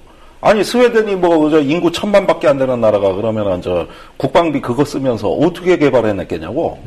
이스라엘은 또 어떻고. 우리나라 지금 안보 위기 터지기만 하면 이스라엘 제목 있어요. 네. 이스라엘 인구가 700만입니다. 700만. 네네. 국가 규모가 우리 7분의 1이에요. 네. 그런데 이스라엘은 주변 3억의 중동 인구를 상대하고 있습니다. 네. 그 나라는 되는데 거기에다가 작전권도 지들이 갖고 있어. 자주국방하고 무기 수출하는데 네. 한국 왜 안 되지? 왜? 그 나라보다 국가 규모가 7배인 나라가. 네. 그래서 3억의 중동 인구를 상대하는 이스라엘은 되는데 우리가 북한 인구가 이제 4천만은 안 되죠. 3천만도 채 안 되죠. 3천만도 안 돼요. 2,600만 정도 되죠. 우리는 왜 2천만을 상대 못해 이 쩔쩔매지? 북한은 이제 이 상상의 공장에서 기가 막힌 무기들을 계속 찍어내는 세계 유일 또 초강대국이지 않습니까? 네. 이스라엘 주변은 이란 있고요, 이라크 있고요, 널려 있습니다. 네. 자, 그 차이는 뭐냐면은, 저는 강소국 모델이라는 거, 꼭 그거 우리가, 그렇지만 우리 꼭 공부받을 필요가 있느냐, 공부받을 필요가 있느냐는 난 의문시 되지만, 네. 그러나 우리가 경험적인 사실로 봤을 때, 네. 실제 있는 객관적 사실은 뭐냐면은, 이스라엘, 스웨덴, 다 강소국들입니다. 네. 핀란드도 마찬가지고요. 네, 네. 전부 강소국들이에요. 우리보다 국가 규모 4분의 1, 5분의 1, 6분의 1, 심지어 7분의 1입니다. 네. 그런데 우리보다 6배, 7배, 심지어 10배까지 돈 버는 나라들이에요. 우리 국방은 돈 먹는 데입니다, 여기. 네. 돈 쓰는 데입니다. 네. 돈 버는 데 아니에요. 네. 왜 그러느냐? 누가 망쳤느냐? 한국의 국방 연구개발 관료들이 망쳐왔어요. 네. 그 다음에 그 사람들을 망치게 배후 조종한 것은 국방부와 방위사업청이에요. 네. 왜? 찢어먹는 재미에. 자, 방위사업청 2006년에 창설될 때 1,600명으로 출발했습니다. 네. 지금 2,600명입니다. 굉장히 조직이 크네요. 조직은 나날이 늡니다. 네. 예. 그러는 동안에 우리 무기 개발 다 죽 썼습니다. 네. 자, 이 정도 되면은 이제는 이대로는 안 된다. 이렇게 좀 보수 진영 내부에서도 말을 할 만해. 네. 근데 그 말하는 놈이 없어. 그러니까요. 왜? 방산비리 있잖아요. 네. 지금까지 빼먹는 돈이 얼만데 이런 재미로 살아왔는데 왜 이걸 외부에서 간섭해서 개혁하고 혁신하려고 그러면 용납하겠습니까? 네. 그 사람들이 순순히 그 기득권 내놓을 것 같습니까? 일종의 낙수 효과네요. 이 낙수 효과는 이제 이 방위산업, 무기산업에서 많이 나타나는 거네요. 네. 이게 참, 말씀 듣다 보니까 이게 참 KF-X 사업도, 이게 정말 문제가 심각할 수 있고. 저는 이 사업이 잘 되길 바라요. 네. 그러니까 어떻게 잘 되길 바라는 차원에서 바라는데, 그러려면은, 이거는 국가 개조에 버금갈 정도의 연구개발 시스템을 혁신을 하셔야 되는데, 네. 박근혜 대통령 맨날 창조경제 하겠다 그러면 이런 거 하면 될 거 아니야. 네. 아니, 이게 창조경제가 아니면 뭐가 창조경제? 근데 저분들이 얘기하는 창조경제는 이런 게 아니에요. 네. 창조국방 이런 거 아닙니다. 애들 군번줄에 전자태그 달아서 사물 인터넷 기법으로 휴일날 어디 갔는지 감시하겠다. 네. 네. 무슨 무기 왕창 사가지고 북한의 역비대칭 전력을 그렇죠. 구사하겠다. 네. 자, 돈 많이 써서 하는 건 혁신이 아니잖아요. 돈을 적게 쓰면서도 시스템을 바꿔서 하는 게 혁신입니다. 이게 네. 창조라고 하는 네. 거죠. 그런데 지금 창조국방은 그런 게 아닙니다. 이거는 한국형 전투기 사업은 이게 실패하면 어떻게 되느냐. 네. 이제 공군 간판 내려야 됩니다. 네. 자, 전투기 없는 공군을 생각해 보세요. 전투기 없는 공군. 네. 270대 숫자 줄이면 이제 공군 전투기 숫자를 200대 수준으로 낮춰야 됩니다. 네. 한때 500대 되던 네. 전투기를 가진 집단이 200대로 되면 어떻게 되느냐. 공군 반은 문을 닫아야 된다는 얘기예요. 네, 그렇죠. 이거는 공군의 입장에서는 거의 재난입니다, 재난. 그리고 공군 사관학교 출신들 민항기 다 취직시키고 이제 집에 다 돌려보내고 전투기 한 대당 조종사 이제는 한 명이 하던 것을 3명, 4명, 5명씩 해서 교대로 쓰라고 그래야 돼요. 네. 그러면 비행단 숫자 줄어들어요. 네. 별자리 줄어들어요. 별자리 줄어들고 진급 안 돼요. 그거 조직에서 참아낼 것 같습니까? 네. 그게 감당할 만한 얘기입니까? 네. 안 된다니까. 그러니까 이게 이제 이 KF-X 사업이 이 정말 공군이나 대한민국 안보의 축복이 될런지 이게 재앙이 될런지 이거 한번 좀 또 두고 봐야 되고 이건 뭐 오늘만으로 이게 끝낼 얘기가 아니라 우리가 계속 또 이 사업을 좀 면밀히 좀 이렇게 예의주시하면서 네. 이 사업이 좀 문제점이 있을 때마다 우리가 다시 한번 좀 이걸 좀 제기를 하고. 그러니까 저는 뭐 언론 뭐 이거 이제 오늘 방송 보면서 이제 일부 언론 내용들 이렇게 쭉 훑어봤습니다만 지금 편집장님께서 해주신 얘기들이 거의 안 나와요. 보도가 안 되고 있어요. 안 된다니까. 뭐 경제 효과가 90조 원이니 뭐 이제 2032년이면 한국도 전투기를 수출할 수 있는 국가가 되느니. 그러니까 카이가 써내는 보도 자료, 국방부가 공무원이 써내는 보도 자료 그 이상도 이하도 아닌 그것만 보도하고 있거든요. 근데 네. 정말 국민들이 알아야 될 정도는 바로 지금 우리 김종대 편집장께서 말씀해 주신 이런 내용이거든요. 그렇죠. 이런 내용들을 국민들이 알고 국회가 알고 언론이 알 때 그리고 그런 것들을 하나둘씩 바로잡을 때 제대로 된 사업을 할 수 있다라고 하는 지극히 당연한 얘기를 갖다가 우리가 1년 반 동안 떠들고 있는 참 우리 신세도 좀 촬영한 것 같습니다. 예. 네. 자, 그러면 이제 좀 다음 주제로 넘어가서요. 예. 자, 요즘 최근에 이제 그 여야 간의 이제 이 안보 논쟁 구도가 흥미롭게 돌아가고 있어요. 예. 네. 그러니까 이제 뭐 지난주에 천안함 그 오주기도 있었습니다만 천안함 관련해서 이제 그 문재인 새정치민주연합 대표가 북한의 이제 천안함 폭침이라는 표현을 써가면서 네. 북한이 중어뢰로 공격해서 침몰했다라고 하는 네. 이제 그런 어떤 이제 발언을 하면서 이제 논란이 되지 않았습니까? 네. 그러니까 이제 새누리당에서는 왜 그걸 5년 만에 인정하냐? 이제 과거에 인정하지 않았던 거 사과해라. 뭐 이렇게 이제 해서 한번 논란이 불거지기도 했었고. 그 며칠 뒤에 또 이제 또 좀 입이 간질간질 하셨는지 김무성 새누리당 대표는 이제 북한을 핵보육으로 봐야 되는 거 아니냐. 이렇게 발언을 하니까 네. 문재인 대표가 저것 봐라? 북한 얘기한 거는 똑같네? 이적행위네? 뭐 이렇게 이제 얘기를 하고 있어서 이게 도대체 이제 이 안보 문제를 둘러싼 여야 간의 이제 공수가 바뀐 느낌이 드는데요. 예. 또 이제 김종대 편집장께서는 뭐 안보 문제뿐만 아니라 이 정치권의 안보 문제를 둘러싼 정치권의 동향에 대해서 상당히 좀 관심이 많지 않습니까? 이런 어떤 상황 좀 어떻게 보십니까? 아니, 그런데 네. 그 전에 유승민 대표 사드 배치 발언부터 해서 네. 요즘 정치권 보시기에 네. 참 우리가 이 안보 논쟁이라는 걸 참 유치하게 한다. 네네. 아니, 그 중에 좀 전문가가 있어 보여요? 글쎄요, 뭐, 아니, 뭐, 본인들이 전문가라고 하시니까, 예, 뭐, 전문가로 인정을 일단 해드려야겠죠, 뭐. 근데 뭐, 전문적인 내용은 들어보지 못한 것 같아요. 근데 옛날에 어떤 국가 지도급 인사들, 뭐, 김대중 총재부터 시절에, 야당 네. 총재 시절부터 제가 이렇게 보면은, 이 안보 문제를 거론할 때 네. 굉장히 많은 보좌를 받고, 네. 또 중요한 정보에 대해서 언급을 할 때는 DJ는 항상 크로스 체킹을 했어요. 네네. 관점이 다른 사람들의 보고서를 각기 받아보고, 네. 이게 서로 어떤 진실이 어떤 부분에서 어긋나는가 하면 자기가 취사 선택을 했거든요. 네네. 이러다 보니까 실수할 일이 없었어요. 네. 물 요즘 정치권이 안보에 대해서 논쟁하는 걸 보십시오. 네. 저 중에서 저게 도대체 누구 보좌를 받고 하는 얘기인지, 왜 또 요전하고 말이 다른지, 네. 그 다음에 말해놓고 왜 해명하기 바쁜지. 네. 아니 도대체 무슨 난리입니까? 이게 무슨 안보가 동네 뭐 애들 장난도 아니고. 참 아주 암담하죠. 안보를 네. 이걸 갖고 서로 자기네 거라고 우기고 있지 않습니까? 네. 여당, 야당이. 네, 네. 미안하지만 둘 다 꼴값을 떠십니다. 그런 식으로 안보가 네. 될 것 같으면, 아니 여당은 무슨 사드 배치 금방 될 것처럼 우리가 양해만 하면은 뭐 금방 되는 것처럼 얘기하다가 핵 보유국이라다가 북한이, 아니 도대체 이런 망발이 어디 있습니까? 망발이. 아니, 그러니까 꼬리가 몸통을 흔든다고 사드 배치를 주장하려고 하다 보니까 그럼 사드를 배치하려면 북한이 핵 보유국이 돼야 되는데 그러면은 북한이 핵 보유국으로 인정하면은 사드가 들어오는 거 아니야? 근데 이 발언은 왜 하지? 내가 4월 말에 국회의원 선거가 있구나. 그러면 안보 프레임을 짜서 야당을 공격해야지? 이러다 보니까 여기까지 나온 거 아닙니까? 아니 헌법 정체성 수호 세력, 이게 이번 네. 새누리당 네. 선거구예요. 네. 그건 뭡니까? 안보 논리입니다. 그렇죠. 예. 예. 그러니까 뭐 비슷한 말 해야 될 거 아니야. 네. 근데 핵보유국 이런 말이 뭘 의미하는지는 자기는 모르는 거 아니에요. 그냥 북한 핵 가진 거 아니야? 북한 핵 보유한 거 아니야? 이렇게 얘기한 거 아니야? 그러니까 북한이 이제 세 차례 핵실험했으니까 저는 그런 국제 관련은 처음 들어봤습니다.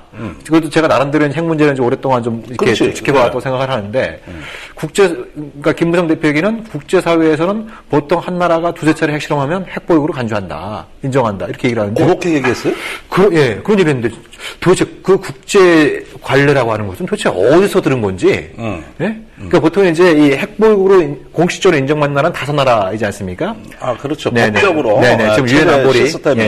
안보리 상임이사국인 미국, 중국, 러시아, 영국, 프랑스 이들 나라는 핵 확산 금지 조약, 그러니까 NPT가 공식 발효되기 전에 핵실험을 싹 해치워가지고, 예? 그리고 자기들이 이제 NPT 만들어가지고, 그래서 이제 5대 핵보유국이 있는 거고, 그 외에 뭐 이스라엘, 갖고 있는 거 다 알지만 자기들은 뭐 갖고 있다는 얘기를 안 하고 있죠. 인도, 파키스탄, 이미 이제 그 98년도 핵실험 통해서 이제 핵무기를 갖고 있는 상황이죠. 근데 국제사회 어디에도 인도, 이스라엘, 파키스탄을 이제 이들 나라를 핵보유국으로 인정한다는 나라는 한 나라도 없거든요. 없죠. 북한도 마찬가지입니다. 그러니까 기술적으로는 이들 나라가 핵무기를 갖고 있다라는 것은 알고 있지만 그걸 국제법적으로 정치 외교적으로 인정한다라고 하는 것은 전혀 다른 차원의 문제가 되는 거거든요.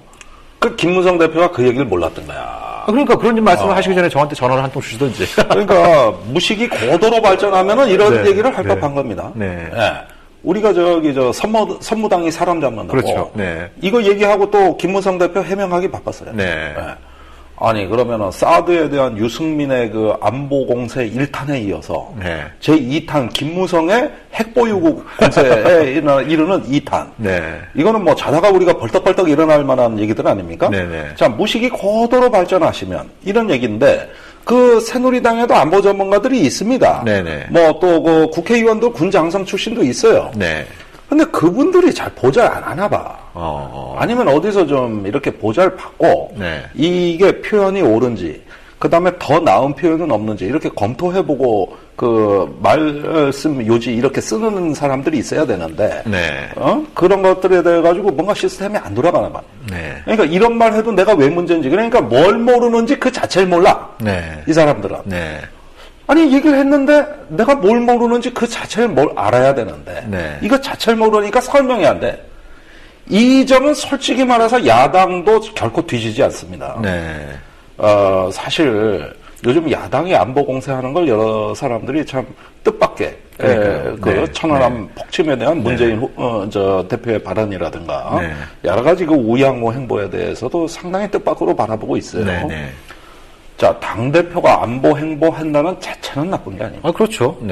그 다음에 민주당이 고쳐야 될 사고는 남북관계 잘 되면은 안보는 저절로 잘 되는데 왜 안보 얘기를 해야 되느냐. 우리는 남북관계 얘기만 하면 된다. 그러면 안보는 얘기 안 해도 된다. 사실은 이 생각도 잘못된 거예요. 그렇죠. 안보 논리는 안보 논리대로 정확하게 얘기를 해요. 그러면서 장기적인 안보 논리로 남북관계 논리를 청차 위협에 대응만 하는 것 같고 안 되니 위협 자체를 없애자. 그건 남북관계 발전 아니냐. 자, 이렇게 양면이 있는 겁니다. 그러면 모든 사물은 양면성을 띠고 있고 변증법적으로 어떤 하나의 정과 반이 있는 건데 어떻게 한 가지만 얘기를 해서 정치가 됩니까? 안보 행보하는 거 좋다 이거예요. 안보 중시 좋다 이거예요. 하려면 정확하게 하자 이거죠. 평소부터 일관성 있게 하자는 거예요. 그래야 안보에 대한 신뢰감이 주는 거예요. 그 천안함에 대해서는 문재인 대표의 발언은 사실은 예전에 어떤 그 했던 발언, 즉 천안함에 대한 별도의 다른 증거가 없는 한 이 조건을 붙여서 정부의 발표를 존중하겠다 그랬습니다. 정부의 발표를 믿는다는 얘기 안 했어요. 존중하겠다는 겁니다. 이게 지금 야당이 할 수 있는 최대치 발언이에요. 그 이상 뭔 발언을 할 수가 없게 엮여버린 당입니다. 그런데 천안함 폭침으로 간 거는 20, 30% 그거를 오버해서 일탈을 했던 거거든요. 그렇다면 판단이 바뀐 겁니다. 자, 그렇다면 이런 판단이 바뀌는 데 있어서 어떤 일관성이 변화된 거에 대한 자기 설명 정도는 한 번에 있어야 되는 것이고 두 번째, 지금까지 실수한 게 많습니다. 민주당이. 여러 가지 안보에 대해 가지고 약간 부정확한 정보 또 어떤 그 잘못된 판단, 대표적으로 지난 대선에서 NLL 논쟁 이런 겁니다. 그러니까 그런 것들은 초기에 문재인 대표는 남북정상회담 대화 내용을 몰랐고, 그 다음에 대선이 끝난 뒤에는 대화록 작성 경위를 몰랐고, 세 번째는 대화록이 어디에 있는지 몰랐어. 국가기록원인지 국가정보원인지. 자, 이런 팩트가 안 맞아가지고 지금까지 새누리당의 공세에 굉장히 취약하게 흔들리고 붕괴돼 왔던 거죠. 그걸 망친 거예요. 그렇다면 안보라는 건 정확한 사실과 함께해서 우리가 이런 어떤 그 논리가 적확하냐, 그 다음에 우리의 표현이 정제되어 있느냐, 이런 걸 잘 검토해서 가면 큰 탈이 없거든. 뭐 NLL 때문에 표가 떨어지고 이런 일이 없단 말이에요. NLL 문제는 지난 대선에서 민주당이 먼저 제기한 문제입니다.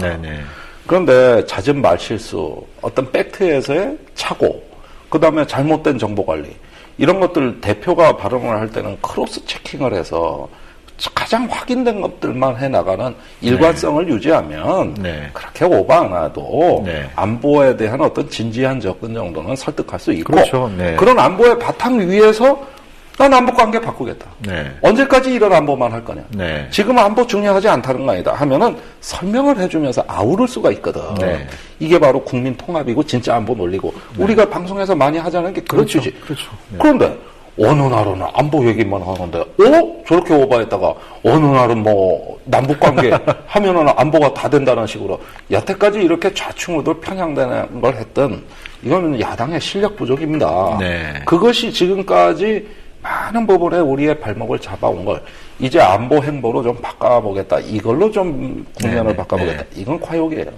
그렇게 하루아침에 되지 않아요.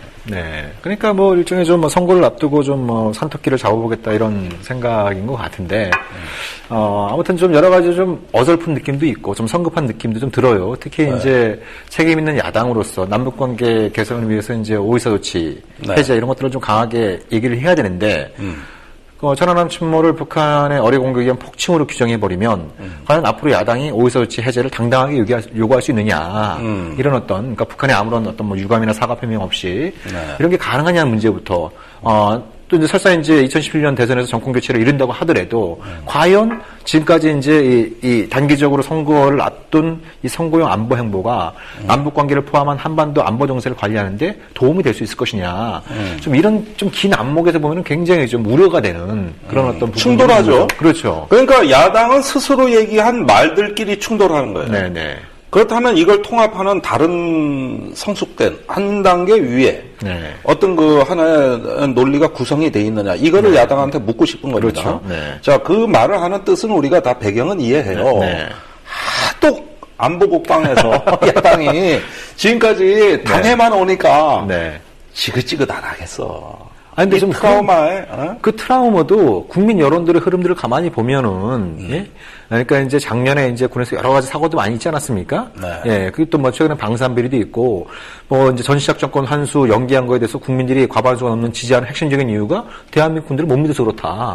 그러니까 군에 대한 불신, 또 이제 여당이 그런 안보 문제를 정치적으로 악용하는 거에 대한 국민들의 불만, 정부의 이제 그 안보 문제를 관리하는 무능, 이런 부분들에 대한 어떤 국민들의 불만들이 굉장히 좀 점진적으로 높아지고 있는데, 오히려 이제 이런 안보 문제에 대해서 그러면 야당이 취할 수 있는 방식은 지금까지 정부나 야당이 취해왔던 안보 문제에 대해서 비판할 건 비판하고, 그러면서 자기는 새로운 대안을 얘기하면서, 우리는 안보 문제를 이렇게 풀겠다. 이런 쪽에 접근이어야 될 텐데, 오히려 거꾸로.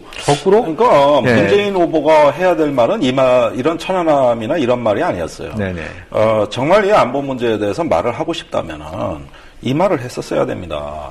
자, 안보에 대해서 천안함이 폭침이냐, 아니냐, 그 다음에 NLL이 뭐 경계선이냐, 아니냐, 우리 이제 이런 논쟁 좀 접자. 왜냐, 안보는 결과로 얘기하는 거다.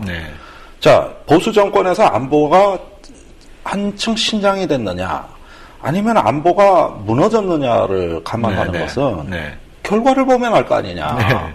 안보는 결과입니다. 왜 그러냐? 안보는 그 결과가 잘못되고 실패했을 때 너무 치명적이기 때문에 이것은 그 과정의 변명이 될 수 없는 영역이에요. 결과로서 얘기해야 되는 겁니다. 선거하고 똑같아요. 당선돼서 이기느냐 아니면 패배해서 지느냐입니다. 사실은 선거나 전쟁의 논리가 유사한 점은 이거예요. 결과를 갖고 우선 따져야 되는 거. 왜? 결과가 실패했을 때 너무 치명적이니까. 그런데 보수 정권에서의 어떤 안보라는 것은 사람이 죽고 다치고 불안하고 이게 결과입니다. 그렇다면은 지금까지 그 안보를 중시했던 그 안보와 국민이 체감하는 안보에 괴리가 있는데 나 이건 못 참겠단 말이지. 우리가 지금 안보에 대해서 말하고 안보에 대해 행보를 하자는 뜻은 뭐냐? 국민들 안심하고 사람 안 죽고 평화롭게 경제에 전념하자. 이거 하자는 안보. 그런데 그게 아니라고 한다면 실패한 겁니다. 이런 데서 안보 논리는 감결해야 돼요. 이게 구질구질하고 너절너절하고 변명이 많으면 이건 안보 논리가 아닌 겁니다. 그래서 결과로서의 안보 논리를 그 문법을 구사할 수 있었어야 되는 겁니다. 그런데 이걸 천안함을 폭침이라고 인정하면은 안보주의자가 되는 것이고 그것이 아니면 어떻게 자 그런 탁상 공론하는 동안에 대한민국 서해 안보 지금 더 나빠지고 있어요. 작년 10월 7일 날 사람이 죽을 뻔했습니다. 그렇죠. 불발탄 때문에 안 된 겁니다. 한국군의 무능이 안보를 지켜냈어요. 그렇다면 이 위기 관리가 성숙되고 국민들 목숨이 소중한 안정 그 자체가 안보입니다. 무슨 너절너절한 그래서 안보 논리를 간결하고 짧고 결과 위주로 끌고 갈 수 있는 힘이 있느냐 없느냐 이게 안보 담론이 얼마나 쉽습니까? 얼마나 간결합니까? 이렇게 남북 관계라는 거는 사람의 의지와 의지 또 그 속사정 이런 것들이 많다고 한다면은 안보 논리는 명쾌하고 간결하고 결과 위주로 가주면 되는 겁니다. 여기서 하나의 자기 틀과 논리 구조를 짜놓고 천안함 안보 실패한 건 맞죠. 그럼 거기까지 얘기하면 되는 거예요. 이게 바로 안보 실패다. 이렇게 얘기하면 되는 거예요. 근데 거기서 폭침 얘기가 왜 나와? 그러니까 이건 이제 뭐 새로운 과학적인 근거를 뭐 봤을 수 없고. 그 한마디가 20% 오버한 거다 이겁니다. 제가 보기에는. 그 전까지는 괜찮았어요. 그렇게 폭침 얘기해놓고 정부 때문이다 이러면은 이건 소모적 논쟁이 되는 게 그러면 사실 나도 정부가 밉지만 정부가 천안함 사건을 일으킨 건 아니거든. 그러면은 얘기가 엉뚱한 대로 변치니까 이것은 다 우리 책임이다. 천안함 사건이 일어난 건 평화 정착을 못 시키는 우리 책임. 나도 반성한다. 그렇지만 정부는 이걸 정치적으로 이용해 먹으면서 안보를 더 악화시킨 책임도 있는 거예요. 여기에서 우리가 이제 폭침이냐 아니냐를 갖고 싸우는 식의 어떤 프레임을 들이대면 이 논리와 점점 멀어져. 이게 슬프다는 거예요. 저는 야당에 대해서. 그렇죠. 자괴감을 금할 수가 없어요. 안보가 중요하고 야당이 안보를 챙겨갔다는 건 10분 이해가 갑니다만, 그게 좀 자살골이 안 되었으면 하는 그런 좀 바람을 갖게 되고요. 그리고 요즘 좀 또 이제 워싱턴이 좀 시끄러운 것 같습니다. 시끄럽죠. 지금 이제 예산 전쟁이 벌어지고 있지 않습니까? 매년 3월이 되면. 그 최근 이제 미 펜타곤의 고위 수뇌부들, 또 정보기관의 고위 수뇌부들이 미 의회 청문회에 나가서 재미난 얘기들을 많이 하고 있어요. 어떤 얘기가 나왔죠? 전략사령부 사령관은 북한이 소형화를 이뤘다고 본다. 사실상 핵탄두의 소형화를 이뤘다고 본다고 얘기하고, 또 이제 잠수함 발사 탄도미사일도 개발하고 있다. 이제 그전에도 흡사한 얘기가 있었습니다만, 이제 유보적인 표현이었다고 한다면 지금 좀 확신에 가까운 표현으로 바뀌고 있고, 또 이제 제임스 클래퍼 이제 DNI 국장 같은 경우에도 며칠 전에 또 그런 얘기 했죠. 북한이 대륙간 탄도미사일인 KN-08을 실전 배치, 초기 단계에 들어가고 있다. 이렇게 얘기를 하고 있습니다. 뭐라고? 대륙간 탄도미사일을 실전 배치 수준에 들어갔다고요? 그러니까 지금 아직 시험 발사도 해보지 않은 게 KN-08이지 않습니까? 그러니까 북한이 이제 2010년이었나요? 이제 열병식 때 한번 선보여줬던 이것이 이제 그게 진짜 KN-08 미사일이냐 아니면 북한이 그냥 허장성세로 이제 일종의 모형. 그때 종이로 만든 모양이다 뭐다. 여러 가지 얘기들이 많았습니다만 아무튼 이제 미국 정부의 최고 수장이 북한이 이제 미국을 겨냥한 대륙간 탄도미사일 실전 배치 초기에 들어갔다. 이런 또 이제 얘기를 하고 있습니다. 그리고 또 갑자기 이제 이게 북한의 핵 능력이 그냥 확 굉장히 막 뛰어난 것처럼 막 자고 일어난 밖에. 이게 어제 다르고 오늘 달라. 아니 어떻게 그러니까 작년에 나온 가장 센 발언은 북한 핵의 핵탄두의 소형화가 성공했을 것으로 믿는다였어요. 이게 제일 센 발언이었고. 그게 이제 스케페로티 작년 10월 25일 날 미국의 청문회 참석차 간 주한미군 사령관이 기자회견 때 나온 말입니다. 그리고 그와 멀지 않은 시기 전에 한민구 국방장관이 소형화에 성공했을 것으로 본다. 거의 성공 단계로 갔다. 이런 말이 됐던 거예요. 사실은 작년에 이 말에도 우리가 기자를 했던 거예요. 진짜 그런가? 그럴지도 모르겠다는 생각은 했지. 왜? 핵실험을 3번 했으니까. 아무려면 북한이 놀고 있었겠습니까? 그러면은 어느 정도 했겠죠. 올해는 그것이 미사일에 이미 장착돼서 실전 배치 수순에 들어갔다고 하니까 이게 몇 단계를 넘어가냐면 선화 단계 넘어간 얘기거든요. 그러면 이제 북한 핵 개발에 대한 논쟁은 끝난 거예요. 북한이 뭐 앞으로 미사일 개발한다, 시험한다, 핵실험한다 이 얘기 갖고 우리는 이제는 동요할 필요가 없어요. 이미 끝났으니까. 핵실험의 최종 단계, 미사일 발사 시험의 최종 단계를 벌써 다 지나갔다는데 북한이 핵실험하고 말고 우리가 왜 신경 써? 그거 다 지나간 얘기인데. 그리고 핵실험 할 필요도 없어 사실은. 이미 실전 배치하고 있는데 핵실험을 왜 해? 그러면은 이제는 북한은 모든 것이 다 개발 과정에선 다 종말을 고했으니까 이제는 개발 얘기 갖고는 우린 떠들 필요도 없는 거야. 관심 가질 필요도 없고 그냥 사드 언제 들어오나 요것만 기다리면 되는 거야. 그거 말고 고민할 게 뭐 있어?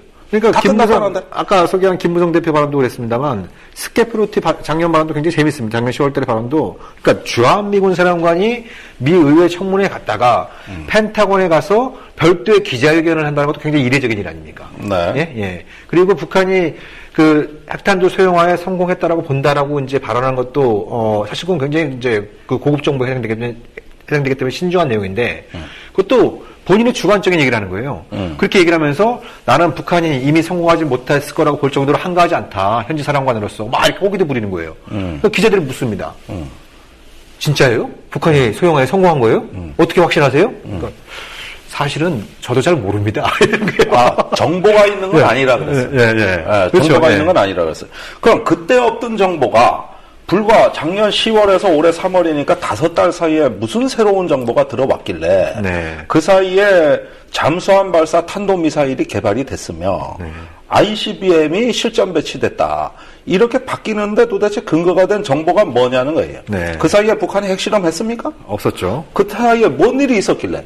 그런데 이런 식으로 자고 일어나면 달라진다 그러면은 그 안보 정책은 안보 정책이 아닌 거예요. 그렇게 맨날 바뀌는 정보로 어떻게 안보 정책을 수립해요? 그 올바른 안보 정책일 수가 없고. 그 다음에 사드? 안 들여와도 돼. 왜? 우리 북한 노동미사일 보면서 지금 전방에 사드로 지키고 있잖아.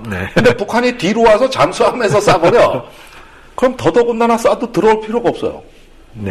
사드는 이렇게 한쪽 방향으로 레이저 빔을 쏴서 레이더 빔을 쏴서 저 북쪽에서 날아오는 걸 잡는 무기입니다. 그런데 이제 남쪽에서 날아온다는 얘기입니다. 잠수함 발사한다는 거 아니에요. 그러면 잠수함을 뭐 한경도에서 쏠라고 개발했겠어요? 남해안에서 동해안에서 하는 거예요. 그러면 북한 바라보는 사드 3개 포대, 동해 바라보는 사드 3개 포대, 남해 바라보는 사드 3개 포대, 서해까지 도합 12개. 그러면 대강 한 24조 원 정도로 들어가고 운영 유지비까지 부대 창설비까지 하면 100조 원 정도면 되겠네요. 100조 원이면 돼. 우리 GDP 한 3분의 1 정도 투입하면은 그러면 뭐 사드 한번 핵에 불바다 되는 것보다 낫지. 그러니까 앞으로 마구마구 퍼줍시다. 그렇게 해서 다 할 수 있다는데 결국 이런 건 뭐냐면은 북한은 뭐든 다 하는 나라로 이미 낙인 찍으셨기 때문에. 그러니까 거기는 뭐 우리나라 국방부에 따르면 국방비가 우리나라의 33분의 1밖에 안 된다는데 뭐 알라딘의 램프가 있는 건지 뭐 못하는 게 없어요. 도대체 그 수수께끼를 어떻게 풀 수 있을까요? 아니 그러니까 거기는 물리학의 법칙이 안 통하는데 우리가 알고 있는 물리학의 법칙이 통할 수가 없어요. 설사 뭐 그 김일성 주석이라는 분은 뭐 나뭇잎을 타고 다니셨다는 분이라니까 못하는 게 없는 나라겠죠. 뭐. 그러니까 어떻게 된 게 요즘 북한하고 미국의 군 장성들의 얘기가 똑같아요. 그러니까 이 세상에 북한의 핵과 미사일 능력을 뻥튀기 하는 세력들이 세 부류가 있습니다. 이제 우리 방금 전에 얘기했던 것처럼 대북 강경파, 특히 이제 MD를 정당화하려고 하는 그러한 세력들이 있고 또 북한 군부. 버튼만 누르면 핵전쟁이다. 핵전쟁이고 이렇게 얘기하는 사람. 미국이라는 나라를 지구상에서 없애버리겠다. 전쟁만 터지면 미국은 핵 불바다가 되고 그러면 미국이라는 나라는 지구상에 없어진다. 진짜 뭐 이런 얘기 하고 앉아 있고. 근데 또 제3의 세력이 있습니다. 이게 과장이라기보다는 좀 우려를 표하는. 그러니까 예를 들면 지난 2월 말에 이제 존스 호키슨대 한미관계 연구소하고 미 국방대 대량살상 무기 연구소하고 같이 북핵 미래 보고서를 내지 않았습니까? 그때 그 보고서에서 북한이 최대치로 2020년까지 100개까지 핵무기를 만들 수 있다 이런 얘기를 하면서 100개. 굉장히 논란이 많이 일어났죠. 거의 중국 수준에 육박하는. 근데 이제 그것도 좀 과장되지 않느냐 이런 얘기들도 있습니다만 사실 그 보고서의 핵심적인 요지는 그건 이제 최악의 시나리오인 거고 자기들이 생각할 때 이제 그 지금 추세대로 쭉 갈 경우에는 한 50개 정도. 근데 제가 판단하기에도 50개 정도는 2026까지 충분히 가능한 게 지금 북한이 갖고 있는 영변 핵시설을 총 가동하면 매년 최소 5개에서 최대 10개까지는 만들 수가 있거든요. 그건 핵 물질을 그렇죠. 얘기하신 거죠? 네. 근데 이미 이제 세 차례 핵실험을 한 상황이고 북한이 그 이제 핵무기를 만들기 위한 설계, 제조 공장 이런 부분들이 이제 오래전부터 이제 쭉 연구 개발을 해왔기 때문에 핵물질을 확보하면 그걸 무기화하는 것은 제가 판단하기에도 시간 문제이기 때문에 그렇기 때문에 이제 2020년까지 50개까지 가는 건 그렇게 어려운 문제가 아니다라고 이제 보는 거죠. 근데 이 보고서가 딱 나오니까 두 가지 반응이 나타나는 거예요. 하나는 쟤네들 뻥치고 있다. 뻥치고 있다. 대표적으로 이제 한국 국방부에서도 저거는 명확한 근거 없이 막연한 추정치에 불과하다. 이렇게 얘기하지 않습니까? 그리고 IAEA 사무총장이 또 이제 전직 사무처장이 이제 또 그것도 이제 과장됐다라고 이제 얘기를 합니다만, 근데 이제 그 연구 결과에 대해서 상당히 신빙성이 있다라고 주장하는 미국의 전문가들도 많이 있거든요. 이제 우리가 이제 그걸 두루번지 볼 필요가 있는 거고, 또 하나의 부류의 사람들이 좀 재밌습니다. 그 보고서를 갖고 봐라 2020년까지 북한이 100개 핵탄두를 안 된다는데 우리 빨리 사드 도입 안 하고 뭐 하느냐. 뭐 이렇게 이제 또 이제 얘기하는 이런 또 이제 전문가들이나 언론들이 있는 거죠. 근데 그 보고서를 작성했던 조엘 리틀을 비롯한 보고서 작성을 주도했던 사람들의 핵심적인 메시지는 그거거든요. 미래, 그러니까 2020년이라고 하는 앞으로 4년, 5년, 6년 후의 미래는 우리도 모른다. 그렇지만 우리가 남들 연구할 거는 이런 부분들인데 이게 100개가 되지 않고 50개가 되고 50개가 아니라 20개가 되고 20개가 아니라 더 줄이기 위한 방법은 과연 뭐가 있느냐. 근데 북한이 앞으로 이렇게 많은 핵무기를 갖고 있는데 한국의 박근혜 정부는 통일대망을 얘기하고, 그러니까 핵을 수십 개를 갖고 있는 북한을 도대체 어떻게 통일하겠다는 얘기인지, 자기는 한반도 문제를 수십 년 동안 다뤄왔는데 도무지 모르겠다. 이런 얘기이고, 오바마 해정부한테는 항상 북한한테 하는 얘기가 그거지 않습니까? 핵을 포기하든지 국제사회에서 고립을 자초하든지. 이 얘기 2009년 취임 때부터 지금 6년 동안 주구장창 얘기하고 있는데 북핵은 몇 개 될지 모르지만 계속 늘어나고 있는데 앞으로도 그 소리 할 거냐. 그러면 핵을 가진 북한하고 통일하는 게 또 불가능하고 제재와 고립을 통해서 이제 북핵 해결이 불가능하다면 취할 수 있는 방법 명확하지 않냐. 협상을 하라는 거거든요. 네. 근데 이제 이런 어떤 부분들이 제거된 채 그 얘기를 갖다 사드 도입에 이제 정당한 근거로 세우려고 하는 어떤 우리 사회의 이런 부분들이 여전히 좀 안타까운 이런 상황이라는 거죠. 자, 무엇이 진실인지 우리 아무도 모릅니다. 네. 이 안보라는 것이 하나의 어떤 가능성의 영역에서 상상력의 공간에서 지금 움직이고 있고 진실을 알고자 하는 우리 다 소외돼 있습니다. 네. 정말 안보라는 게 이렇게 어렵네. 네, 어려운 안보 앞으로도 잘 쉽게 풀어드리기 위해서 저희 진짜 안보 다음 주부터는 보이는 라디오로 여러분들 찾아뵙도록 하겠습니다. 네, 예, 고맙습니다. 감사합니다. 국민 라디오 팟캐스트 응원하는 가장 쉬운 방법 아시나요? 다운로드하기, 별점 주기, 댓글 달기, 구독하기. 국민 라디오 팟캐스트 널리 알리는 가장 쉬운 방법. 다운로드하기, 별점 주기, 댓글 달기, 구독하기. 기억하세요. 다운로드하기, 별점 주기, 댓글 달기, 구독하기.